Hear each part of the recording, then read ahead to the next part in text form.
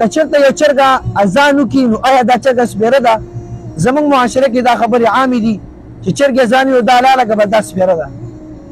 او بیا خو دومره وخیران دي چې حلالۍ یې نو بیا قاري صاحب کور ته هم نه وړي حلاله که لرې کړه.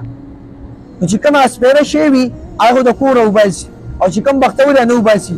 خو مطلب مې دا دی دا بعضې خبرې زموږ پښتنو کې چې کوم دی مشهورې شوي دي.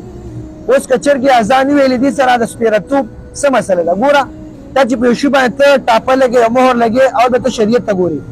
اوس چې ته وایې دې چرګه سپېره شوه ځکه چې چرګې اذان ویل او حالانکې بانګ اذان وایي نو دا خو ته د غیبو خبرې کوې. غیب علم خو الله سره دی.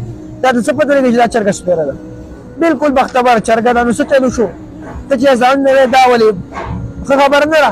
ولې اذان ویل دا سپېره خبره نعوذ بالله. اذان ویل خو د الله صفت دی د الله نوم پکې راځي د محمد صلی الله نوم راځي. چې چرګې ویله وایي دا سپېره شو د کوره وباسې نه جي زبردسته چرګه ده. بلکل که ساتې هم صحیح ده او که حلالۍ هم صحیح ده. که ستا حلالول زړه شوی وي غوښې ته زړه شوي وي او هسې ټاپه پرې لګې چې دا سپېره ده خو داسې ووایه چې غوښې ته مېړه شوی نور په دې کې دا څه نشته چې دا سپېره ده او دا سپېره نه ده. بلکل ساتلی هم شي حلالولی هم شي خو دا خبره به نه کړه چې دا سپېره ده. دا یو اهمه ویډیو تاسو سره مې شریک کړه. الله رب العزت زموږ ستاسو معاشرې نه دا رسمونه او رواجونه لرې کړي. امین ثم امین یا رب العالمین.